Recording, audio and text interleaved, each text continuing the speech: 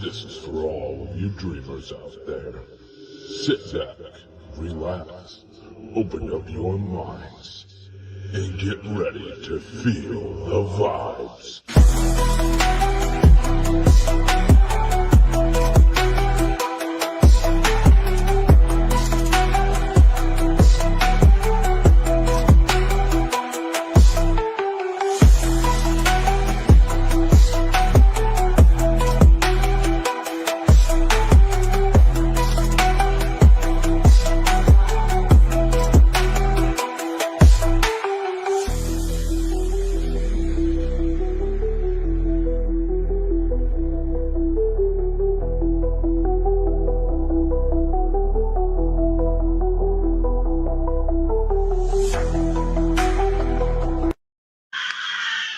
What's going on, all you beautiful dreamers out there, and welcome to Sky's the Limit podcast. Tonight we have some really amazing guests tonight, so we are going to go ahead and roll our sponsor videos real quick. Are you ready for a podcast that blends mystery, crime, and a whole lot of laughs? Then look no further than The Fat Man Live and Snakes and the Fat Man, the podcast that keeps you on the edge of your seat, all while never taking itself too seriously. Join Chris Heaton as he dives deep into the reptile world with his unique blend of humor, insight, and, well, let's just say colorful commentary. No topic is off limits. The Fat Man himself will bring you the latest from the world of reptiles and downright bizarre, all with a signature humor. So grab your headphones, your sense of humor, and get ready for a ride of your life. It's Fat Man every other Sunday and Snakes and the Fat Man on the 1st and 15th of every month. Only on the Fat Man Nation. I'm sticking around. Yeah, I'm sticking around even though I don't do this shit anymore. But I love promoting other people.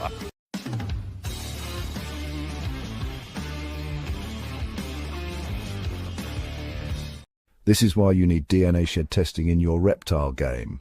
Unlock your reptile's genetic secrets with Charlie Williams at Grey Rider Reptiles and ShedTesting.com. Charlie's passion for reptiles is unmatched, and he's bringing his expertise right to your home with ShedTesting.com. It's a game changer for breeders and pet owners alike. Simply collect, package, and send off your reptile's shed. Easy, right? Within days, get accurate genetic insights that can revolutionize your breeding season. Whether you're a ball python breeder or a curious pet owner, ShedTesting.com offers fast turnaround times and reliable results. Plus, with Charlie's vast network and partnerships, you're not just getting a service, you're joining a community. So what are you waiting for? Visit ShedTesting.com now and take your breeding game to the next level. Charlie Williams and Grey Rider Reptiles are ready to help you.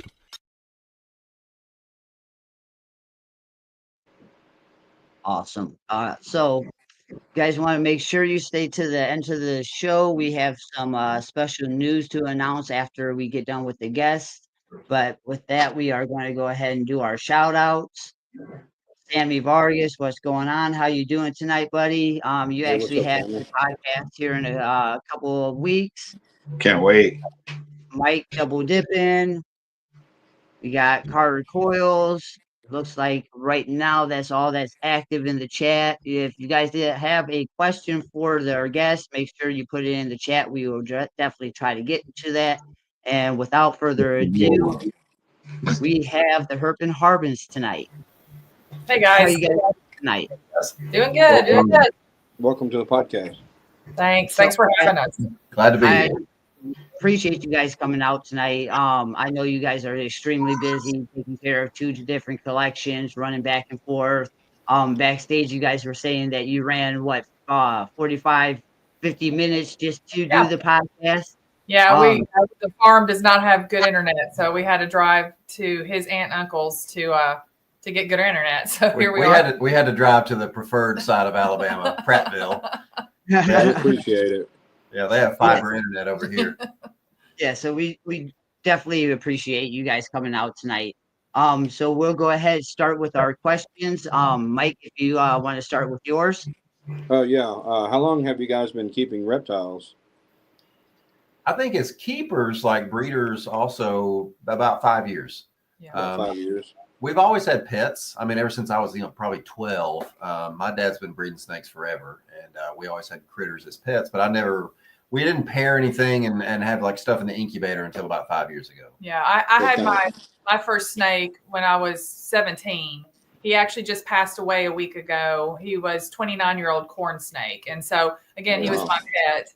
And like Josh said, we didn't really get into the actual like insanity keeping until about 5 years ago.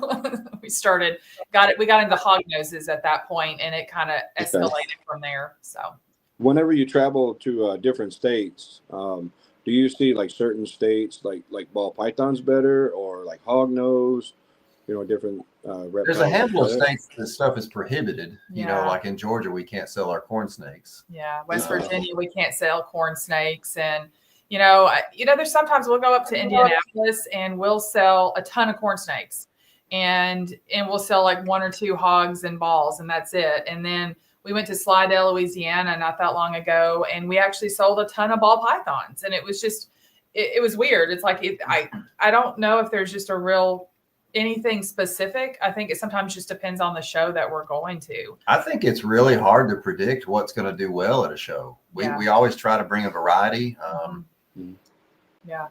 So that's what I was always been curious about. People that travel to different states, stuff that you can't really sell because it's prohibited, like you guys were saying. But I didn't know certain states like corn snakes better, hog nose and stuff like that. No, I mean, I feel like here in Tennessee, like when we do like a local show, we sell a little bit of everything. Yeah. And, we do sell a lot of hog noses at local shows. We sell a lot of hog noses at all the shows. And so that's kind of like our mainstay at most of the shows is they really are kind of our foundation. Even though we may have more ball pythons with us, we actually end up selling more hogs. And so the Daytona, Florida show is probably heavier on hogs of all the shows we go to. Right. Bluebirds in general. Yeah. Yeah, I've noticed in the past couple of years at the shows, the hog nose will really start picking up with different breeders and stuff like that. Yeah. I mean, Dallas, I think we sold like 34 snakes in Dallas, and I'm pretty sure about 20 something of those were hogs. And so, I mean, that when you think about how many are going, and that's always been a hog heavy area for even Tom when he was going, he always sold a ton of hogs in Texas. And so that's why we started traveling to those shows. And it's true. I mean, we'll have as many ball pythons, if not more. But then, of course, we're kind of diluted in the room, too, because there's so many ball pythons. Like, I'm sure there's plenty of them selling, but maybe we're just seeing more of our hogs go off the table because that's what we're one of the few in the room that have hogs. So, okay. What I have another question. What type of displays do y'all use? Like, what brand? They don't. The brand we have that went out of business. Okay. Name of it. It's a typical acrylic display that kind of like an ARS style. Those kind of type displays. There's all acrylic though. We don't have the glass top. I want to say it's style Emporium or Emporium something, but each one has a individual lid that locks instead of a locking mechanism at the end that shifts, and so. But then for our hognose and our corn snakes, we actually use deli cups. And Josh and his dad actually built deli cup holders that are like elevated that have an acrylic lid that goes down on top of it where there's a hole that you can see through the acrylic lid, but it protects from somebody just coming and picking up that deli cup. And it's so easy for somebody to they'll walk by your table with a stack of deli cups and set their stack on one of yours and scoop the bottom one and grab one and walk away, and nobody's any wiser. So we had to make basically a security system to keep the cups. And we've tested over the years. We've had hogs like in regular displays, like your aerosol displays, and we've had hogs in deli cups. The same things on the table, and people are more likely to buy the deli cup hog noses. And I think because they can pick the deli cup up and kind of look at it. For the colubrids, it's still very acceptable to use deli cups. As an example, it doesn't matter how expensive they are. We have our $12,000 hog nose at Tinley in a deli cup. It's fine. So I mean, it's not the same as when you see deli cups on some areas that may be the cheaper snakes and stuff like that. It's not it's not consistent. So Yeah, when we've been shows here in Michigan, me and my daughter, I'm visually impaired. I can't really see. And she's kind of my eyes and ears and stuff like that, too, to watch. And we're doing deli cups, and other people, will say, well, how come you don't have these big displays? And well, some people, they, like the deli cup, where they can just pick it up and look at it and stuff like that. they do. Well, it was several years ago when we first started, selling ball pythons. We'd only had like 1 or 2 clutches and just like banana stuff, nothing fancy. And we were set up with some of the bigger ball python people in our group, and they had all their regular like ARS style displays, had the same snakes as ours. And we had like 5 ball pythons on the table, and they were in deli cups at the time because we didn't have many displays. And we sold those same snakes because they were in deli cups instead of being in the displays. And they even commented, they're like, you're selling them because they're in the deli cups. And like, we probably were at that point. So, yeah. Is there any, I'm trying to think, is there any recessive genes in the next couple of years you really look forward to and working with? Or do you already work with quite a few? I mean, Monarch is our main now focus. And then that was Tom's main focus that we were also focusing on, but now we're kind of exaggerating it now. And then our biggest project that we had been working up to was Holy Grail stuff. So lavender, albino, clown, pied combinations, dreamsicle, stuff like that. So that's our kind of passion project that we had started working on a couple of years ago. We're suckers for just about any morph that leans towards orange. If we were at our home, you would see the background would be solid orange. Everything's orange. Yeah, I hear you. I had some pieds on the table, and I had one yellow belly pied, which is kind of orange and white. And I love everybody that. wants that same one, and it's like, okay, I gotta try to make more of We've those. got some hypo-pied stuff that we just adore. It's some of our favorite stuff. And so that's like hypopides. our project areas. So yeah, hypo-pieds for sure. Yep. Yeah. Okay. All right, I don't have any other questions. All Thank you right. all. So, you want to go ahead, Sean, then? Yeah, sure. Thank you. So Josh, Alisha, right? Alicia, yeah. Alicia, Yeah, you call me okay. whatever. My dad calls me Alicia. My mom calls me Alicia. So I call her Alicia's.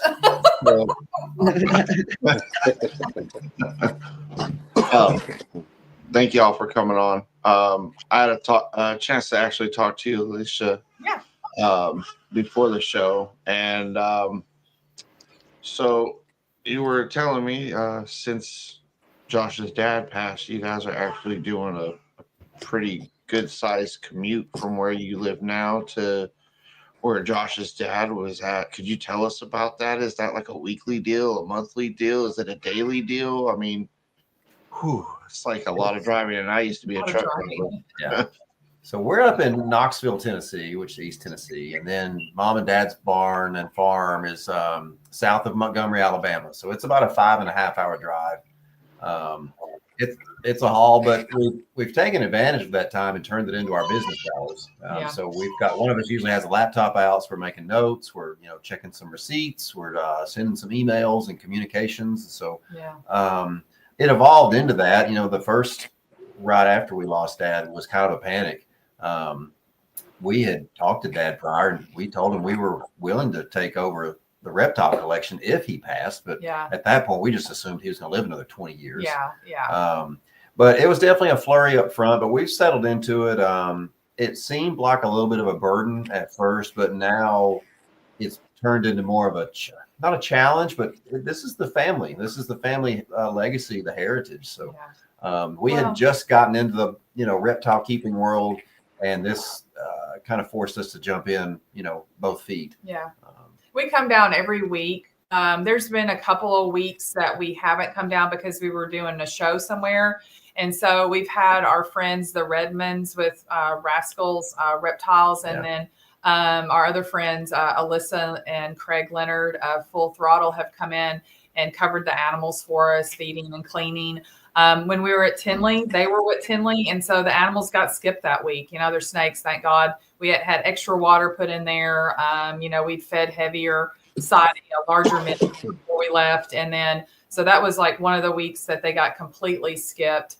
And they all made it. They all made it, and then we're going to probably end up having to skip them the weekend of the Southeast Reptile Expo because we'll all be there also. But by then we should have pretty much all the babies and like subadults moved and just have some of the like breeders that are in, like they're not cycling yet, they're not building follicles, and so for them to skip a week here and there isn't going to be that big a deal. And we were able to move all the juveniles up to Tennessee. Yeah, so most the things of them, that need to be fed more often are up in Tennessee. Yeah. So yeah.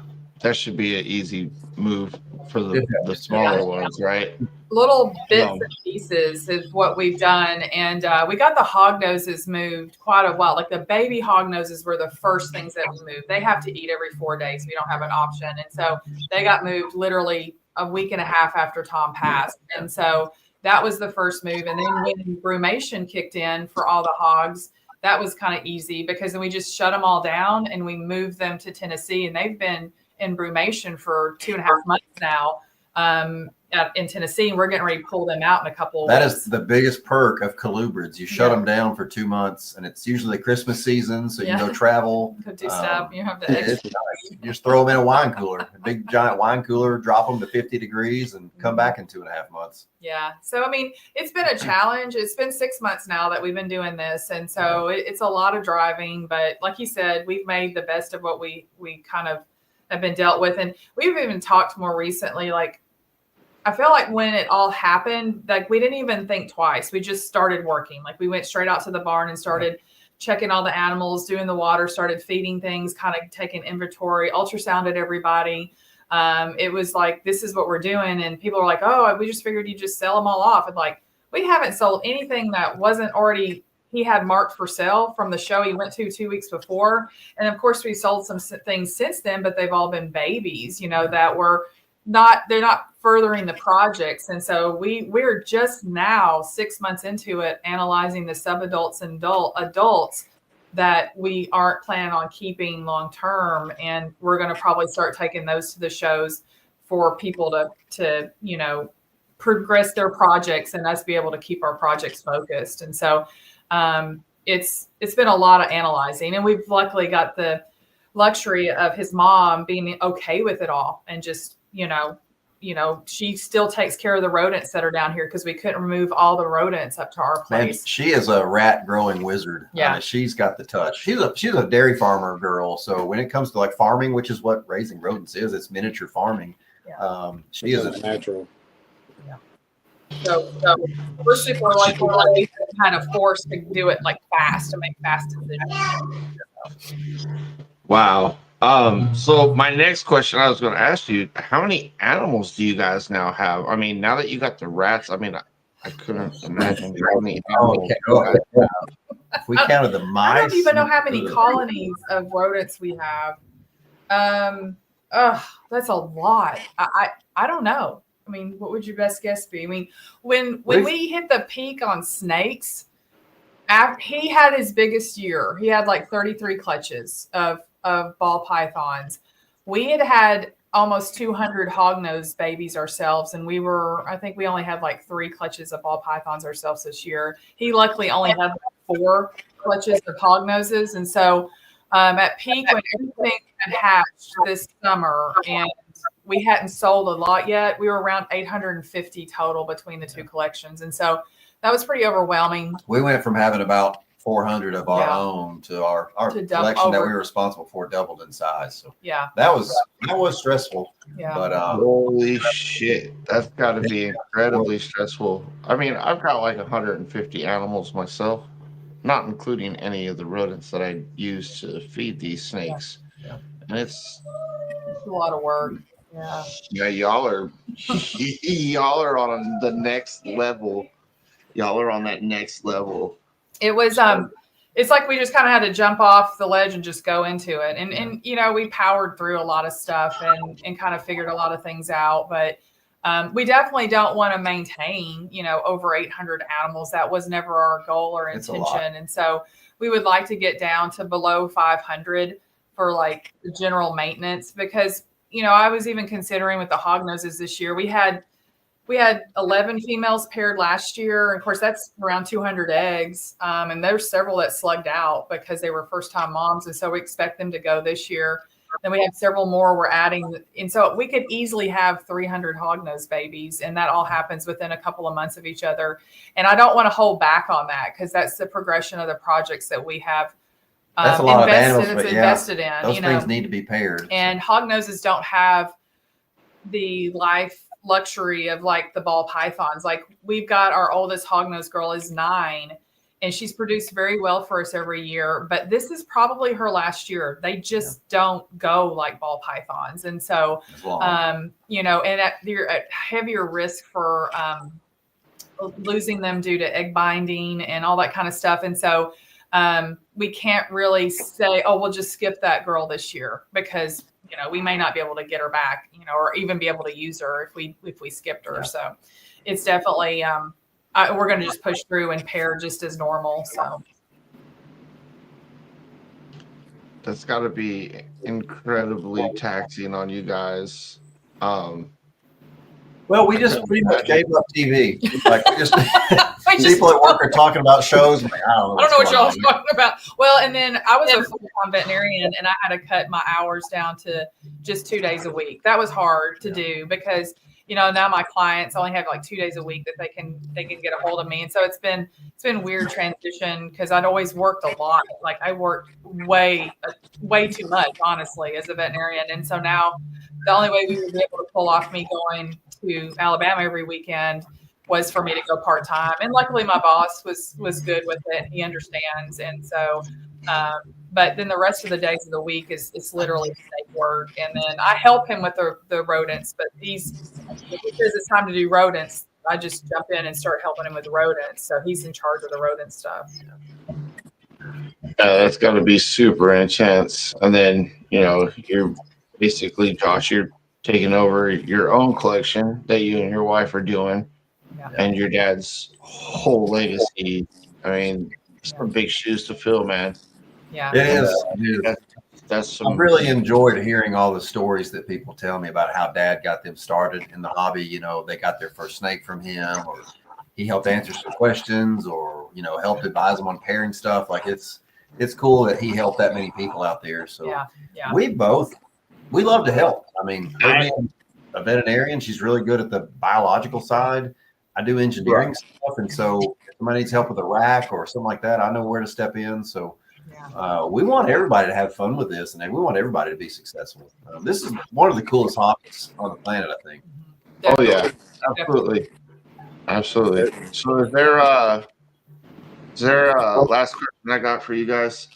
If you guys can own any reptile that you don't currently have, what would it be, and why would you want that animal? An eyelash viper. Animals, so I kind of was going to throw this question out the window. Yeah, I would have an eyelash viper. It to me is like the most beautiful snake in the world. And when I look at those things, and I've luckily been able to see one in person, which did not help my wanting one. But I am the biggest klutz on earth, and I get bit all the time by hogs. And I mean, it would be just a bad situation for me to have an eyelash viper. We wouldn't have it more than a week. Yeah, I'd be gone. That's the one snake I would have if I could just have anything that I wanted and not worry about me getting bit. Because I would. All right.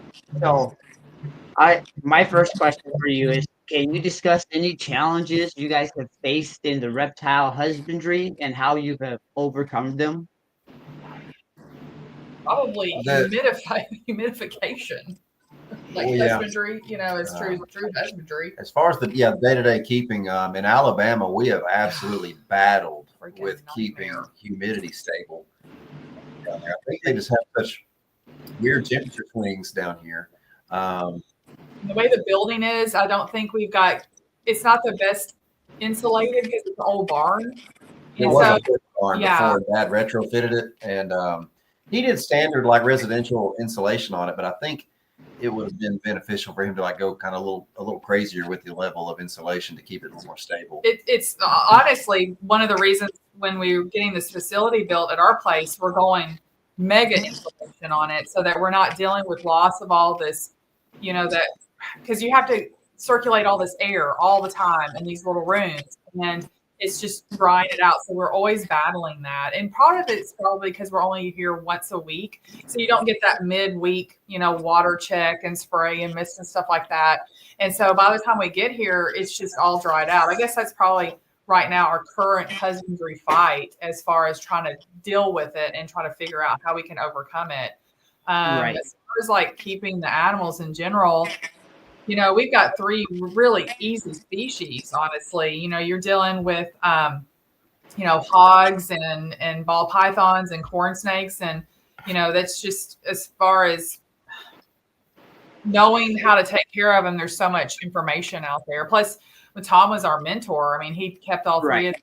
So it was easy to kind of, bounce ideas off him. And then we would change stuff sometimes after we talked about things. And so, I mean, you think of any other husbandry stuff that we've had any? That's been the one that we've been struggling with.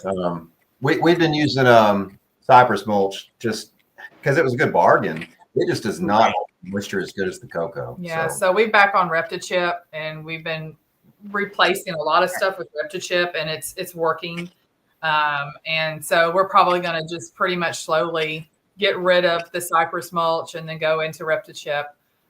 With the ball pythons. And we also been using something called Lingasil. It's from Germany. Yeah, it was imported in, and they use it. I think Germany. Yeah, I think it was Germany, but they use it a lot in Europe, and it's a type of hardwood that has been kiln dried like mega. I mean, so you're not going to get molds and stuff like that, but you can actually add moisture to it, and it has good humidity for your ball pythons. Or you don't add moisture to it, and it works good for colubrids. And so we've been experimenting with that. And so far, we really like it between the 3 different species and the different applications. It'd be nice to have like one substrate instead of, 3. Yeah. It's a pain in the butt stocking all this stuff. And so we'll see how that works out, but it's going to have to be shipped in from out of the country to get it, which we know somebody. So, I mean, it may end up being something, a supply situation that we can get. Now with building this new facility, because you guys just started breaking ground on that, is that facility to bring Tom's collection over to you guys? Yeah. You guys, do you plan on keeping it Tom Harbin's reptiles and Harbin Harbin's reptiles separate, or do you guys plan on merging those together? We've gone back and forth on this. I think so. Look, database wise, it's going to be like one database of animals, but we're going to have like 2 brands within that. So we will keep a Tom Harbin reptiles line going. Yeah. Alisha and Dad, they were scheming. I mean, every time we'd come down here for family time, they would run off to the barn and have some house. So we got ourselves in trouble a lot together. Y'all got in trouble. I haven't been in trouble for 6 months, and it's because I haven't had Tom like talking me into investing and stuff. I've been good. We know his roadmap of what he was trying to do, so we're going to try to hit some of those things for him. There were very specific things. He's like, I want a blah, blah, blah. I'm like, okay, I know this stuff. We're going to do that. So as long as it's a pure Tom Harbin reptile, we will keep it labeled. Right. Hey, what is the blah blah blah? I can hear it on my end, like Sean. some like super gravel monarch clown combos and things like that. He was working into monarch pied, combos that he wanted some specific things in. And so monsoon monarch. So, that would be interesting right there. It'll be interesting to see who wins the battle of monarch. Is a powerful gene. Like it obliterates a lot of stuff. Like when it was put with G-stripe, like the G-stripe's almost gone. It's shattered. Just destroyed. A little bit of a stripe down the tail, but it's just. Yeah, so we don't know what it'll do with monsoon. And that is the addiction of this hobby. Like I think we're going to be making this, and you breed it. Like that's not what I thought I was going to get. Or you get a surprise. Yeah. And in the hognose world, he was known for his sunburst line, solar flares, solar storms, those kind of things. So we will definitely be keeping those lines going. And we all invested in Swiss chocolate, which is the kind of the high end recessive right now, and hogs. And we were fortunate enough to hit some this year, and he had invested also. And so we're going to make sure we keep those things going that he was wanting to get. And then we've analyzed the collections, and there's a couple of things that we're going to have to cross over sooner than what we anticipated. There's some girls in his collection that really Right. we have the more powerful male and vice versa. So we're going to have some collabs already that, we weren't sure if we were going to do that right out the gate, but to progress both collections faster, I think that's the better option at this point. So we're definitely going to keep some THR lines going for a while. Right. definitely. And then they're also going to help with like genetic diversity in your guys' collection as well, because Yeah, you guys are doing that. Because with the hognose, you can't line breed them. Am I correct? No, you can't. And luckily, like Tom and I stayed very much in. We talked about hog noses more than anything when we did discuss stuff, and we strategically planned going different directions. Like he would go get stuff from this person, we would go get stuff from this person, because then we knew we could trade later on and cross that stuff easier. The only problem is the Swiss chocolates, we had to import it from the same guy. And so we know that there is that, but we got some outcross stuff that he had with double recessive genes. And so did Tom, a different direction with double recessive. So we already had different things outcrossed so that we can bring back together. But that was planned out for the last few years of how we stayed on very parallel paths, but our hog noses are not Tom's hog noses. We didn't just go get hog noses from him. We went other places and got hog noses. So, and he did too. So. And then you also mentioned earlier that you guys are going to be at Bob Vu's show next month. Yes. And very that excited. now did you get the table? Because I know Charlie from Reagan Renee was supposed to be out there, and he said he wasn't going to be able to vend. And he was talking about giving you guys the table. Was that how you guys got the table? Yeah. Well, we already had 4 tables. We'd signed up with Bob a while back. Actually, the first show, the last one, we couldn't attend or vend because he was in Chicago at work. We had just got back from Dallas, and we had the Charlotte AARPE the following week. So we couldn't do 3 in a row like that. But I had been in Montgomery that Saturday to be with Sarah and take care of the animals. And then Sunday I drove in to Atlanta and got to go around and talk to everybody and see how everybody was doing. And then I chased Chris, Pilgrim down. And I said, put us on the list. We want to do this. I don't even care what the date is. We're going to be here. And so he went ahead and put us down. And then they reached out when they had got the dates figured out. They say, hey, what do you want? We're like, we want 4 tables. Well, then when Chris Eaton got a hold of us about the situation with Charlie and stuff, we're like, yeah, we'll get a hold of Bob and we'll just have him add a table on, but we're not going to use the table. We're going to just let Fat Man Nation use it so they can set up whatever they want and do whatever. We don't need the 5th table, but that way they're kind of, they've got a spot and they can hang out behind our area and stuff like that. So. Again, the beauty of the givingness of this community, how it's people trying to help each other out. So a few phone calls and emails, and we can find a solution. And especially with Chris Eaton, he does so much for this reptile community, and it's really awesome that Charlie reached out to you guys knowing that you were already vending there to give you that extra table. And now who's all going to be at that table right next to you? I guess probably Chris and Paul and Charlie can kind of do whatever. And I told, I mentioned to Shane and we mentioned to Steven too. Yeah. And I guess Antoine might know at this point, but I know Antoine and Steven and Courtney and Shane have their own tables, but it's like, man, they could put their stickers at that table and it could just be like the champions, table of their info. And then of course, Chris can be there to do whatever he wants to with it. I almost think they could do it like a con, like a meet and greet. Just have a little booth. They could circle in and out or whatever. Yeah. But they, Bob had already said he's going to pretty much have that group kind of in the same, however he's lining it up, he's going to have them all in the same area. So, because we had talked about being set up with Shane and he's like, oh, don't worry. They're all right there around you. And we're like, okay, that means he's just going to put everybody in the same spot. And that's cool. That's, Right. It's going to definitely drag a lot more crowd to your guys' table, so you guys should do pretty good next month. Yeah, well, we're excited about that one. Yeah, we're excited.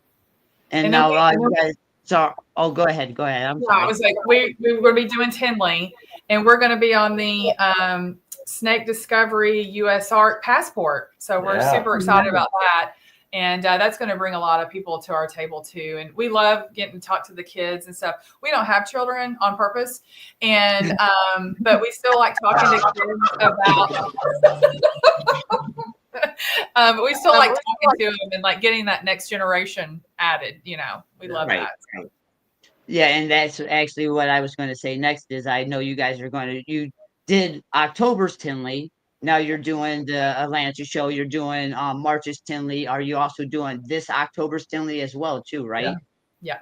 We'll hang on to Tinley as long as we have to. Like that's a great show.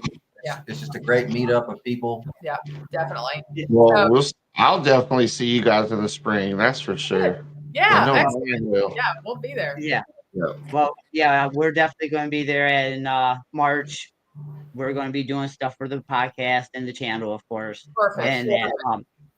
But I also wanted to still do the October thing and try to get everybody together for, the little 15-minute reunion deal, which I think will be awesome. That'll be fun. Besides that, so how do you balance the demands of your business with the ethical considerations of reptile breeding and conservation? Yeah, that's a good question. We just had a couple, I guess, I think it was a mom and a son came to the house last week and they wanted a hog nose. And we actually kind of talked them out of it. Like it didn't seem like the right fit. So as far as keeping we want people to be successful. And I don't think the hog nose for their first pet was the right way to go. So we let them hold corn snake for a while. Then once we put a ball python in their hands, they lit up. Yeah, we could tell it fit. And there was a child in the house, and we talked about hognose and root thing, and they are technically, a not medically significant venomous animal, and we don't want the little finger, get latched onto and then swell up and then have a situation with it.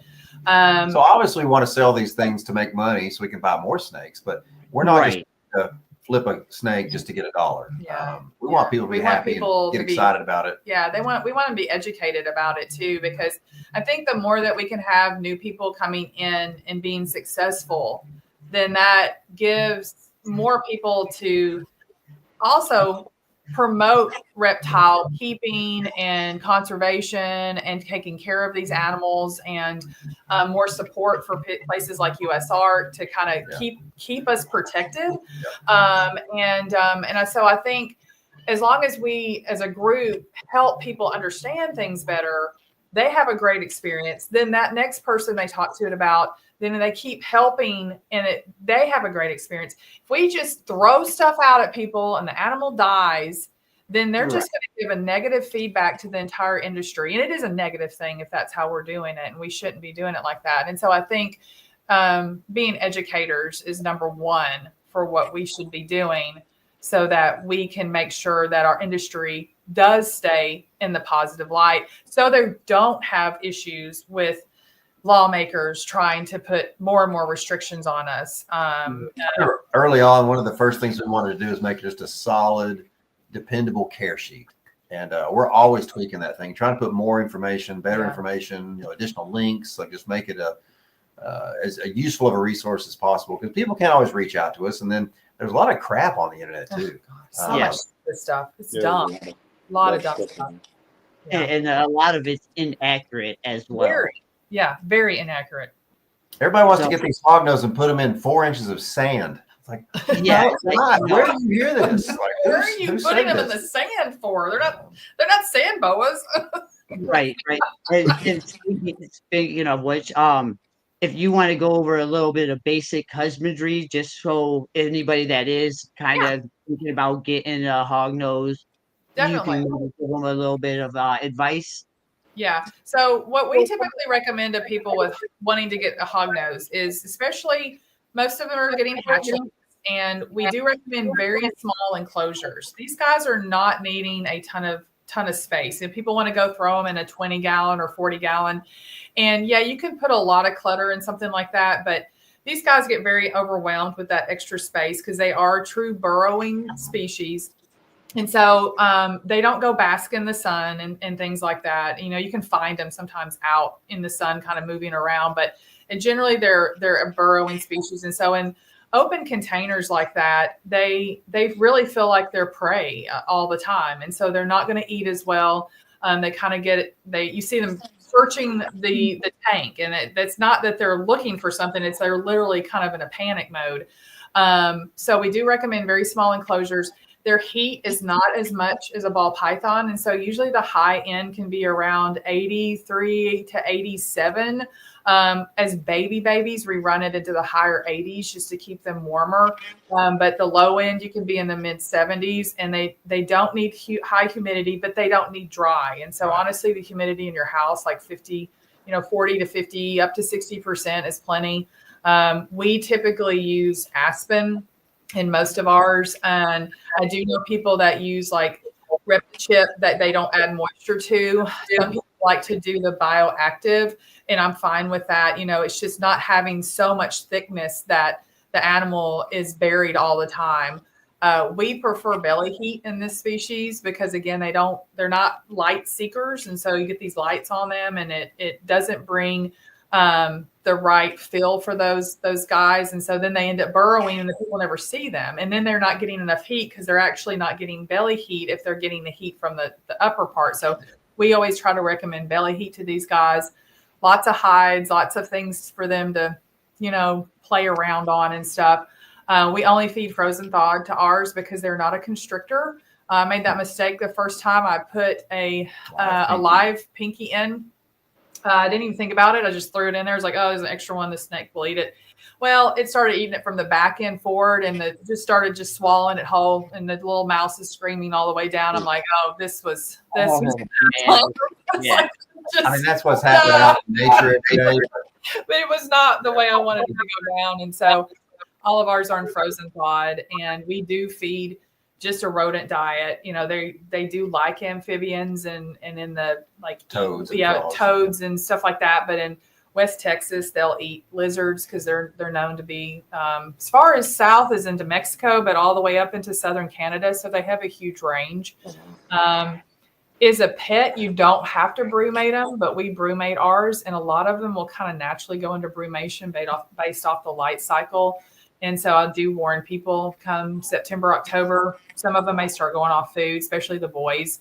That's how I know when to put everybody into brumation, when about half our boys refuse food. And it's strictly from the light cycle. It has nothing to do with the temperature in the room or anything like that. And so really cool species to have. But again, I don't like little kids' fingers around them. And, they have a tendency to just like, they look at me and they're like, oh, I can eat you. And they just latch on. I'm like, you can't eat me. You're warm and squishy.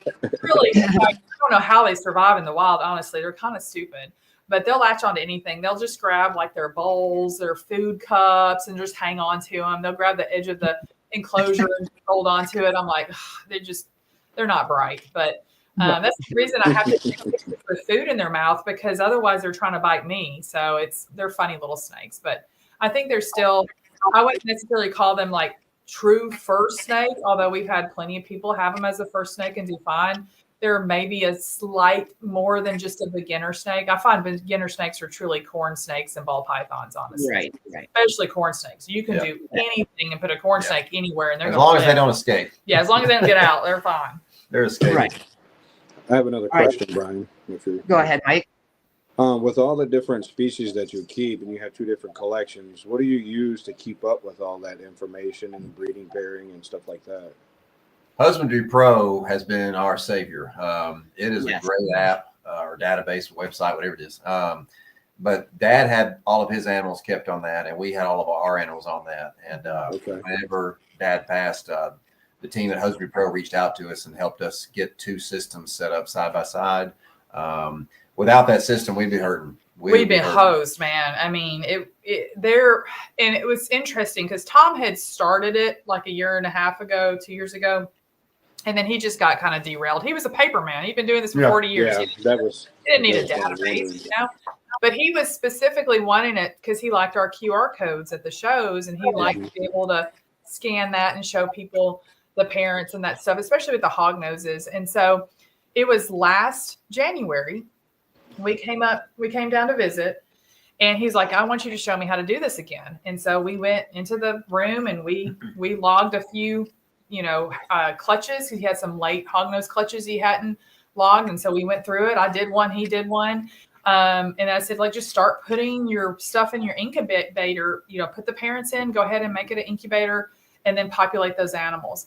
And thank goodness he did the entire collection. There were only 3 animals. Well, oh, wow. There were 5 that weren't in the system. He had just gotten them because there's new substrate in there and there was just masking tape with scribble on it. And I was like, I don't know where these animals I have no idea.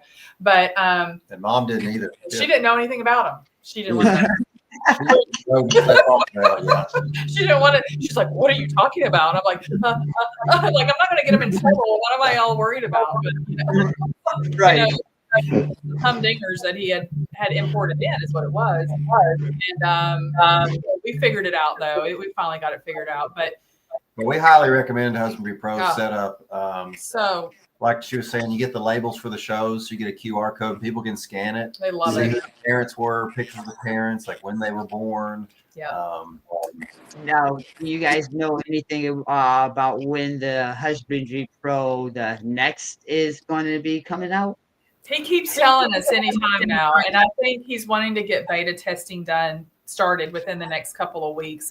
One thing Robert does not want to do is release anything half baked. Yeah, Robert is he wants it just right, and I think he's very close to that. So what he'll probably do is start pushing beta testing out with some of us are partners, and I have a feeling he'll be getting a hold of us pretty soon so we can kind of go through it. But what happened is he had kind of like some employee changes and programmers change out, and so that's what's delayed it a little bit. But I think they're back on. Last time we talked to Robert, it sounds like everything's back on path to get that pretty soon. So we're looking forward to that. It'll make it so much faster and easier. Yeah. All right. Then my last question. Well, I got actually 2 ones. But if your reptiles could talk for one day, what do you think they would have to say, and what would be the most interesting things to say about you? They'd probably cuss me. I think they cuss a lot. I think ours cuss. Wait, you mean there's no fairy princess questions this week? No. Oh boy, I don't know what they would say. It's funny. We've got certain cages, and we've got one little lady that I put a tag on her. Her name is Pure Hate. She strikes. She's just the most evil little thing we've ever had, and she would definitely be rated R. Yeah, I think she would be cussing the whole time. Yeah, sure. Damn. It would be most of them would be pretty. Family show. One of my next questions was, you guys during the 15 Minutes of Lame contest was doing a podcast. Yeah. Now, you guys are still doing the podcast, or are you not? No, we're going to keep going with stuff. We've just got this long list of things that we're trying to nail down which category you want to do next, because we try to hone in during the 15 Minutes Lame. We wanted to kind of focus in on marketing, like what are those guys, these guys that are industry leaders, that are champions of 15 Minutes of Lame, what have they done with marketing scheme? Because that essentially what we felt we were competing was a marketing competition is really what it was. And so we wanted to focus on that. Now we're starting to talk about, we're getting ready to probably start focusing on our facility build and what we've had to go through planning that out. That's going to be one area. And then we're also wanting to get into more like husbandry specific type things like cleaners that we use and stuff like that. And also some basic like beginner's husbandry, like how do I even thaw out my frozen mice? What are we doing when we're doing that? And so we've got some segments that we've got planned. We just need to get some recordings done. And then there's some interviews that we're wanting to get started up too. And some will be with some other 15 Minutes of Lame contestants, as we're hoping to do some recaps on some of that. And then we also want to get a few other veterinarians on board to talk about like some disease processes and stuff like that. So, okay. And then my last, which is more of a lighthearted question, more silly and everything. if you can compare yourself to one of superhero, what superhero would that be and why? I know who she is. Who am I? She's Doctor Strange, hands down. She's just just thinking, and she would throw magic on people if she could. Oh, I would totally throw magic on people and like whirling stuff around, and yeah, she would rock the cake. So then, does that make you Dr. Doom, Josh? I'd wear that. Yeah, I'd go for that. I think that probably makes sense, actually. I would love to work, man. You got the face for Doom, dude. You got that chiseled face. Maybe something like big headed, like a juggernaut, or I don't know. Oh boy. All right, so where can everybody find you if they did want to get a hold of you to buy a hog nose or a ball python? Instagram. That's probably the fastest and easiest way to get a hold of us, at Harbin's. We've kept it pretty simple, and we probably monitor that messaging system more than anything. Or info@herpenharbins.com is our email that you can get a hold of us. We have a website, but it's getting ready to be revamped. But people can get a hold of us through the website too, which is just www.herpenharbins.com. And but definitely Instagram. And we're going to try to start posting some more pictures of some of our animals and things like that. We did take a hiatus. I tell you, that 15 minutes of lane just wore me out. I mean, all the posting and like just, production and all the little videos and stuff that we did. I needed a break. I was like, I got to get a break. So now we're back on track again. So I'll say from watching you guys from the start of the 15 minutes of lame to your guys' production quality to the end of the 15 minutes of lame, you guys honestly have grown so much. It really impressed me. It was like you guys were coming to me, not saying anything like that, but you asked me a couple of questions and that about production quality and stuff like that. And now I feel like, man, I should go to you guys because like some of that stuff, especially those collab reels that we did together, some of that. Those were fun. Oh yeah. So much fun. Well, like the one Charlie did, where we got kidnapped or lured into the woods, and you guys are. Yeah, that was my favorite one right there. Yeah. Dude, that was my favorite one, bro. It was hilarious. We didn't know what he wanted, so we just we made like 6 different takes and just sent him like, here, I don't know which one you want, but he thought it was fun. We did all these different takes, and I was like, let's try this, and then we'll just. That's what we did when we did any of our like recordings. We would do several takes and we would just like cut out stuff that we didn't need. But it was fun just being able to do that. We kind of got into a groove with it. And Ink Lady Morphs, they were hilarious. Oh, they were fun. That was fun to work with them too. We need to make more with them. Because we would spit out a video and they would come back and say, hey, say this instead or add this. And we just kept tweaking it. Yeah. Right. It was a good time to do that. And then like, I had kind of laid off my updates. I've been started doing updates, like I do a little quick thing. And, the first one I did before 15 minutes of lane, I probably did like 10 takes before I cut it. I did one this other day and it was freezing outside. One take, I'm done. Like, I don't even have to have done. I'm going. Then how many takes did it take you guys to do the grilled brownies? Because like 2 takes. Two takes. Yeah. Like we got so like into like we would talk it out real quick. And then he had me do one other thing with one of the takes. And I was like, okay, well, I did it. And I was like, I don't like that one as much as the other one. So, you know what we couldn't do? We couldn't get the brownies to stay lit. Like, it's hard to make the brownies stay on fire. Never thought that. So I had to go get a fire starter and make like little brownies out of the fire starter and shove that in the cookie pan. So of course, it was so cold that night. I'm like, do we have to do this tonight? But we're like, we have to do it before the next debate or it won't make any sense. Right.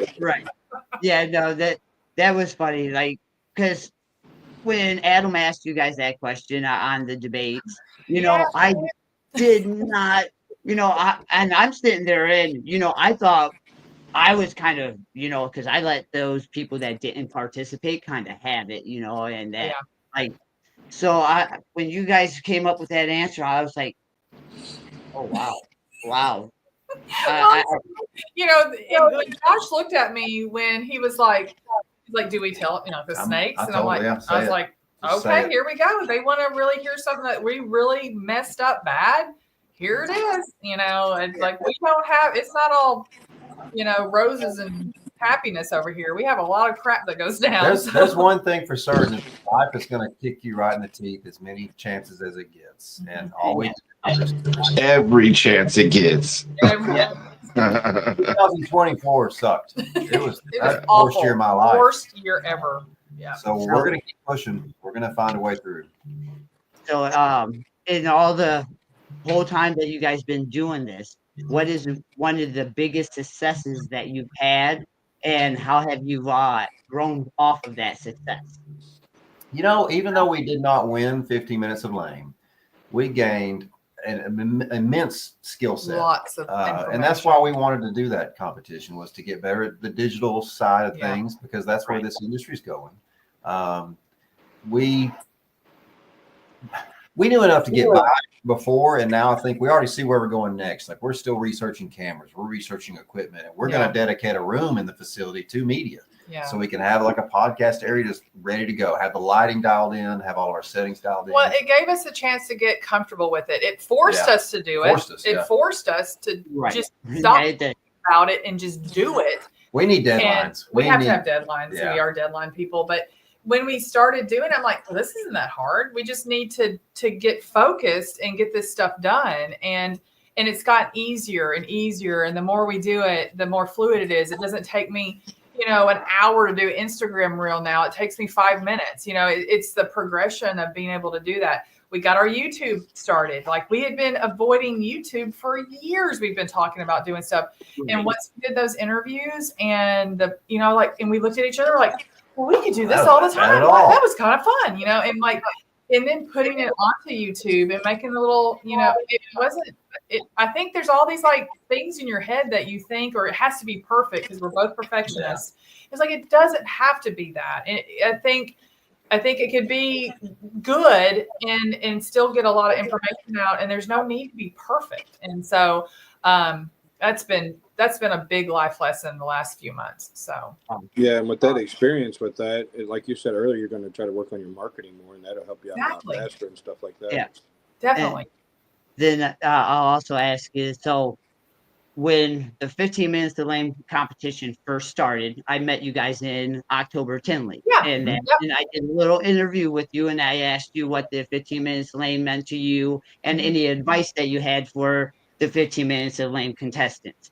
Yeah. So what, after doing the 15 minutes of lame and coming so close to winning, what is the advice that you would give this year's contestants? Get started earlier. Get started.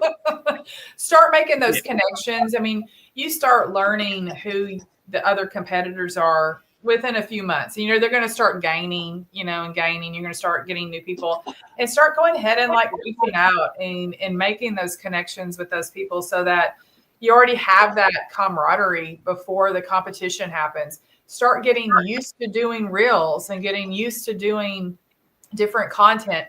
Go ahead and start building that. That's where Charlie succeeded. He started his campaign back in July. Yeah. And so he already had this snowball of people ready to vote, and, I think pre-planning and like having strategy for voting, we did not do that part. We started like a week ahead. Yeah, we didn't have. And so now like halfway through the process is like, oh, we could have done this or we could have done that. I'm like, crap, we've missed all this potential voting, which may have not made a difference in the end anyway, because Charlie was just like, I don't know what he was like.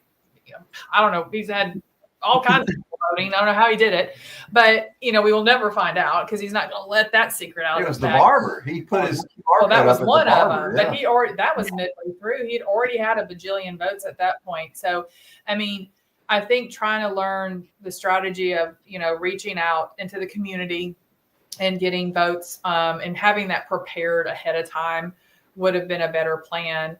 But start working with those other, competitors, make those friendships that you're going to have and you're going to build during the competition, but make them earlier. Go ahead and get going. There's nothing to wait on. Awesome. And for everybody that is in this competition this year, participate. That I will say, you I was know, disappointed in several people that didn't. I was looking forward to learning more about them and like getting yeah, that collab thing together, and then they didn't do anything. I'm like, well, what the heck? They were on my list because I watched every interview. I put notes on everybody. She had It was a like dossier on everybody. big thing. And there were people that I had like on there thinking, okay, these are truly potential competition. I need to, let's watch what they're up to. And they did nothing, absolutely nothing. I'm like, what? yeah. I don't understand. And it's a big shame because there's so much they could have gained from participating, and so much they could have learned from participating. And and for example, and that look at me, we here came in dead last, and that, but I participated the entire time, and it didn't matter if I came in dead last. Plugging along. Yeah, you kept plugging along. Exactly, and I learned so much, and so many doors opened for me. I mean, I do believe in June, I have Chrissy and Paul both built on the show. Both had, it opens so many doors and making those connections, and that because I was able to say, yeah, I'm a participation or I'm participating in this competition. So yeah, I'm out here at this expo. I'm talking to all these vendors. I'm talking to all these other breeders, and that I'm making these connections. And yeah, I wish I would have started a whole lot sooner. Right. And Brian, you were not dead last. You had the whatever votes or whatever. The people that didn't participate are below last. Okay, I mean, you participated. You got your name out there. You built. Their people are following you now because you did it. You actually kept going, and so that's a win. And I felt like I remember telling Josh. It was about a week before the end of the contest. I said, I don't know what's going to happen. I said, I feel like we're in it, but I said, even if we don't win it, we've already won. We had so much support and learned a ton. And I already felt, I feel like us as participants were winners right out the gate. So it's just something new to experience also. Oh, for sure. Yeah. It's very different. It's a very different thing to go through. And it was tiring. And I was like, it was. I think he exactly does the competition like that, because if that was just a week, you wouldn't really weed people out. You wouldn't learn anything about it. No. You got to be dedicated. Yeah. It does show people who's going to be in it to win it, who's going to actually be there. Like he says, 5 years later. Yeah, exactly. And a lot of the people that do participate in the 15 minutes of lane competition, they do, even if they don't win, they're in their social media following alone. It should be enough for them to do something. And like I told my wife, it doesn't matter win or lose. With the momentum that this competition gives you, if you can't make something of it and get something back from it, and that's your fault. It is your fault. Exactly. Yeah. It is. The more you put into it, the more you're going to get out, and it shows. Right. I mean, just from Brian and his experience on the 15 minutes of lane, I've been learning too. It's a whole other ball game, man. I mean, it does spill out. It spreads how you learn so from much each more other. than just the winning aspect of it. Even just the knowledge you get from it is more than enough to make you very successful if you want to push yourself. Yeah. And the connections. I mean, I remember Shane talking to us about it a long time ago before we were ever even interviewed for it. And he was like, the people that I was in that competition with, I'm still friends with them today. Yeah. And, you have that kind of connection after you've kind of gone on the battlefield together. It feels like, because you've been in the middle of it together and you've helped each other, and maybe you've kind of bashed each other a little bit too, but you've tried to, you're running that race together. And so there is a little bit of a connection there. And I can see that. I remember I feel like we're gonna talk to Brian in like 10 years. Remember a bunch of idiots like on that stupid content? Yeah, of course. Yeah. We're gonna be at next to each other, old parts. And that but yeah, and I completely agree with that. You know, just the amount of friendships that you make during this competition was immense, and how it is infectious. And Yeah. what a lot of people don't realize is it's not always about us, you know, and that's what I love about that 15 minutes of lame competition is even though we were battling against each other to win a belt, we were also battling against last year's votes, you know. So Oh, it yeah. made it even more fun. So it brought everybody together as a team almost to Yeah. say, hey, we're going to smash last year's We're vote. gonna go past those guys. Yeah. And Right, you know, even beyond the reptile world, I made connections with probably dozens, well, 3 to 4 dozen people at work that had no idea what I was up to, but I was giving out stickers and QR codes, and they're like, what's the competition? I said, it's a marketing reptile competition. There's that what? Like, what are you Say that talking again. about? And they're still asking me, like, hey, how you do? I'm like, well, we came in second place. And they're like, yeah, you know, you yeah, can even use this as a connection outside of the reptile world. yeah. And then all the funny looks you start getting too when you Oh, say, yeah. "Oh, you're a reptile competition." They're like, "Huh?" Yeah. I'm the snake guy. Now they come to me at work with their picture of the cell phone, like, hey, what's this? I'm like, it's something you should leave alone. Just enjoy it. Yeah, yeah. But all right, it's been a really awesome night, guys. I'm going to go ahead and put you backstage. Well, we really And, appreciate it. Thanks, Thank y'all for guys, for coming having on. Thank y'all for coming, man. We appreciate your time. Thank you, and guys. if you guys want to hang out, you can. Very If you nice guys to meet y'all. can, it doesn't matter. All right. Okay. Thanks. Nice to Yep. meet you. Nice to meet Oh, sorry. Sorry about that. You're horrible for that, bro. I know. I know. But, all right. So that was awesome. The Harbins, Josh and Alicia's Harbins, they're pretty awesome people, aren't they? That was a really great guest to have on the show. Yeah, Absolutely. like There's a lot of I knowledge in I that. really enjoy it. Huge collections. Yes. Yeah. So real quick, everyone, we're going to do a couple announcements. If you guys were paying attention during the podcast, we kind of hinted at we are going to be out at Tinley in March. Me and Josh Fuller and my wife, and your wife is coming as well, right? Yeah. All right. So Yeah, we're she still says she doesn't know yet, but she's definitely coming. all right. So the Guys the Limit crew is going to be out at the March Tinley. So if you guys see us out there, don't hesitate to stop us, take pictures, get our autographs, whatever you want to do. You know, we are most definitely up for all that. We're going to be doing a live as well, a live stream Friday evening from Tinley, and that. Broken cameras are free, bro. Yeah. On a second note, we also have 3 sponsorships left for the podcast. So if you are interested in becoming a sponsor of the Sky's the Limit podcast, please get a hold of me and we'll go over details with that. Besides that, in April, we are also going to be releasing a new show. It's going to be the Big Homie Breakdown with Sean Fuller and Mike. We're going to go over more details with that in coming podcasts, so make sure you stay tuned with that. And with that, guys, we are out of here.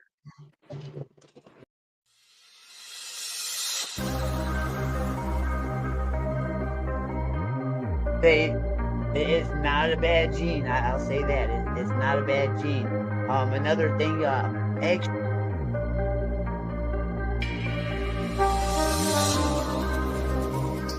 What's up, everybody? It's the Big Homie Sean from SJS Exotic.